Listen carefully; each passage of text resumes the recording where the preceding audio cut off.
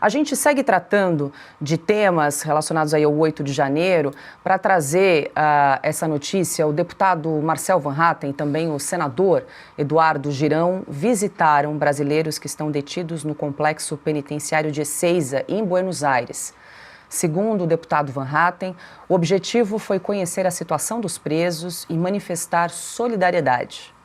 Causa humanitária, né? E a gente está muito preocupado com a situação desses brasileiros, né? Problemas, inclusive de saúde que eles estão tendo. Vamos fazer contatos já começamos, aliás, a fazer contato com o governo da Argentina, que sempre manteve uma boa relação histórica com o Brasil, porque isso é inadmissível. Se trata de direitos humanos, não é uma coisa de política, é uma coisa de humanidade. O parlamentar disse que consultou as condições de cada detento e que os congressistas acompanham as diligências sobre o caso. Ninguém quer estar nessa condição, ainda mais sofrendo uma injustiça, mas fizemos também as nossas diligências aqui para entender que pelo menos as condições mínimas estão sendo atendidas aqui. Mas é claro, nós estamos trabalhando, o senador Girão e eu e toda a oposição brasileira, para resolver esse problema a nível governamental aqui. Porque pessoas que já têm o asilo não poderiam estar nessa condição. Bom, atualmente, 5 brasileiros estão presos na Argentina. Eles aguardam decisão sobre o processo de extradição, suspenso após 2 adiamentos. As detenções foram determinadas pelo ministro Alexandre de Moraes ainda em outubro do ano passado, Silvio. Vale lembrar, são 5 detentos, 4 homens e uma mulher que seguem presas na Argentina e receberam então a visita do senador Eduardo Girão e do deputado Marcel Van Hatten. Paula, há questões diplomáticas, né, tratados internacionais, cada país mantém uma relação diferente. É diferente o brasileiro, por exemplo, que vai aos Estados Unidos buscar algum tipo de refúgio, de asilo, o brasileiro que vai à Europa, o brasileiro que cruzou a fronteira, talvez a forma mais fácil de escapar da ditadura do Supremo Tribunal Federal em direção à Argentina, hoje um país em franca recuperação, um país que defende a liberdade pelas mãos de Javier Milei, mas existem questões diplomáticas, há entraves, burocracias, essas pessoas estão em situação dramática. Eu acho que este é o ponto. O senador e o deputado foram verificar questões de direitos humanos, a situação, se é precária ou não a instalação, se há alimentação, serviço de saúde, o mínimo possível para alguém que está preso. Mas é uma situação dramática e acho que talvez esse seja o ponto, que essas pessoas elas fugiram de uma injustiça, elas fugiram de uma espada, de uma guilhotina pesada que é comandada pelo ministro Alexandre de Moraes no Supremo Tribunal Federal e avalizada pela primeira turma da corte. As decisões têm sido todas avalizadas, algumas até pelo próprio plenário, de forma virtual. Essas pessoas foram condenadas a penas, penas absurdas, penas de 15 anos, 17 anos, por crimes e delitos impossíveis, principalmente a história do golpe de Estado, que recai num bis in idem, com um atentado violento ao Estado democrático de direito, ou seja, elas foram acusadas de algo impossível, um delito impossível, de atentar contra a democracia que segue no Brasil, ela segue instalada, mas não é mais o regime de fato. O Brasil hoje não vive uma democracia constitucional plena. Nós vivemos uma ditadura, não aquela clássica, aquela ditadura militar, como o Brasil também já conheceu, e outros vizinhos sul-americanos, sobretudo, em anos de chumbo, mas o Brasil hoje não vive uma democracia constitucional. Nós vivemos um regime que é comandado pela toga, comandado por um Supremo Tribunal Federal político, e essas pessoas que estão lá, tal cá, as que estão aqui, né, na Papuda, na Colmeia, em outras situações, também são perseguidos políticos de um golpe absurdo, de um golpe fantasioso. Eu acho que esse é o ponto. Em algum momento, creio que serão devolvidas ao Brasil, né? Acho inevitável que isso aconteça, a menos que o governo argentino tem aí alguma saída diplomática, o que, pelo que eu conheço, pelo que eu sei, me parece inviável. Ô, Ana, só para a gente trazer o último balanço que foi divulgado pelo Supremo em relação aos envolvidos no 8 de janeiro, foi um balanço até o dia 12 de agosto. O Supremo já responsabilizou, então, 1.190 pessoas pelos atos do 8 de janeiro. 638 delas já foram julgadas e foram realizados 552 acordos de não persecução penal. Aquele acordo que muitos firmaram com o Ministério Público Federal, com a Procuradoria ali, confessando os crimes, tendo de realizar um curso sobre democracia. Confessando que não fizeram. Exato, para poder firmar esse acordo, prestação de serviço à comunidade e também pagamento de multa. Então, Paula, é isso que o Augusto acabou de dizer. Assinaram um acordo confessando crimes que não cometeram. Curso sobre democracia, não podem usar as redes sociais. Nós estamos há quanto tempo nisso? Há quanto tempo? Você trouxe os números aí.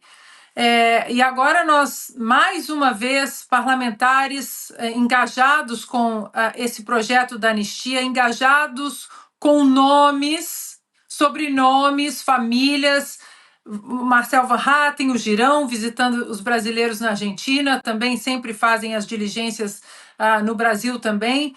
E aí, Paula, eu vou voltar ao assunto da OAB pelo seguinte: está aí a oportunidade para a OAB começar a colocar faces em todo esse regime totalitário ao qual o Brasil foi submetido, porque o que o Silvio trouxe uma coisa que é importante demais, que é o tempo.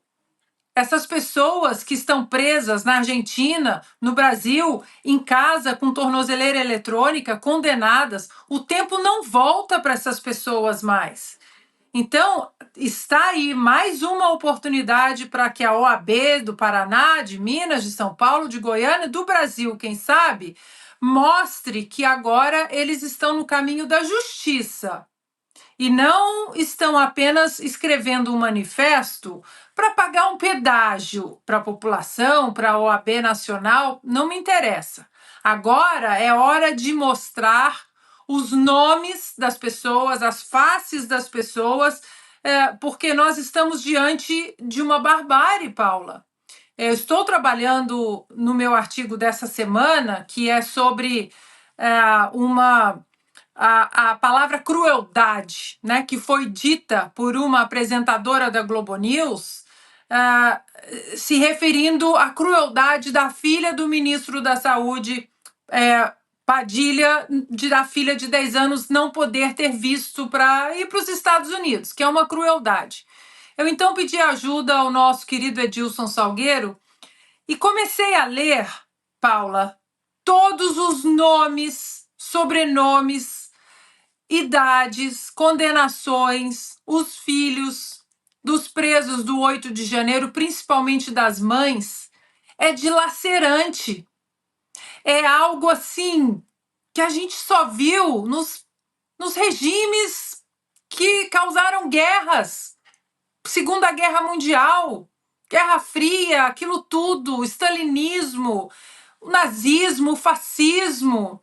Nomes assim, Juliana, 34 anos, 2 filhos, um de 9 e um de 7, condenada a 17 anos de prisão. E a lista é enorme. Então agora, para mim, bato palmas novamente para a OAB do Paraná, mas agora é hora de pegar a Juliana, a Ana Flávia, que tem um filho de 7 anos, foi condenada a 17 anos, a Jaqueline, que tem 40, condenada a 17 anos de prisão. Agora é hora de justiça, porque como o Silvio muito bem colocou, o tempo não volta para essas pessoas mais. E agora, olhando para frente, 16, 17 anos de prisão, então que a OAB do Paraná, de Minas, de Goiânia, de São Paulo, do Rio, do Brasil, comece a fazer justiça pegando os nomes dessas pessoas, como os parlamentares agora estão fazendo. É hora do Brasil se unir em prol dessas pessoas, dos presos políticos, das mães presas políticas no Brasil de 2025. Inacreditável. Augusto, a gente traz o caso desses 5 brasileiros que estão presos na Argentina, mas tem mais de 400 brasileiros exilados e a gente, inclusive, já, enfim, publicou várias reportagens. Eu me lembro uma do Carlo Cauti, que esteve na Argentina, conversou com alguns desses brasileiros, uma reportagem que foi publicada numa das edições de Oeste no ano passado, inclusive, e ele traz os relatos de vários brasileiros vivendo em condições bastante precárias. Eu trago aqui rapidamente um exemplo, uma aposentada, Marileide da Silva, de 54 anos, que sofre as sequelas deixadas por um câncer de mama. Ela ficou presa 7 meses na colmeia, foi condenada a 14 anos de prisão e hoje está na Argentina.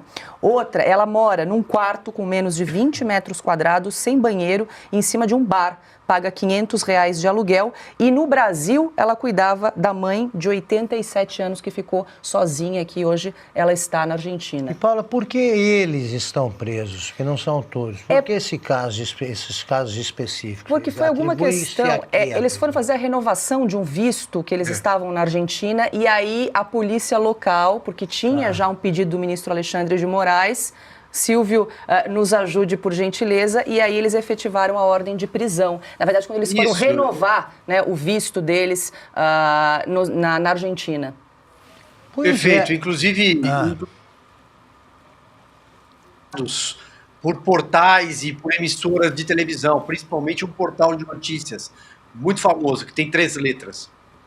Pois é, eu acho o seguinte, a oposição brasileira também devia tentar contatos com o governo Milei, para que o próprio governo argentino também cuide desses assuntos, interfira nesses assuntos, porque são prisões redundantes e injustas. Eles não deveriam estar presos aqui. Eles estão lá, estão na cadeia. É um governo que sabe, tem mais informações do que outros governos de esquerda, por exemplo, que não querem ter essas informações ou fingem não ter. O governo Milei é outra coisa. Acho que a oposição precisa ter contatos diretos também com esse governo para que o próprio presidente da República interfira nisso. Não fazendo como se faz aqui a invasão das atribuições dos poderes, mas ver o que é possível fazer para livrar do horror, num país democrático como é a Argentina hoje, livrar do horror vivido no Brasil por todos eles. Acho que então esse trabalho precisa ser constante, nós precisamos cuidar dos exilados e pensar que era o presidente Figueiredo que dizia que lugar de brasileiro é no Brasil, em princípio. Isso aí era a palavra de ordem da anistia. Lugar de brasileiro é aqui. Tem que sejam julgados aqui corretamente. Corretamente. Agora eles estão presos lá também sem explicação. Questões burocráticas. É muito sofrimento que esse pessoal passa e o Silvio lembrou bem. É o tempo que se perde.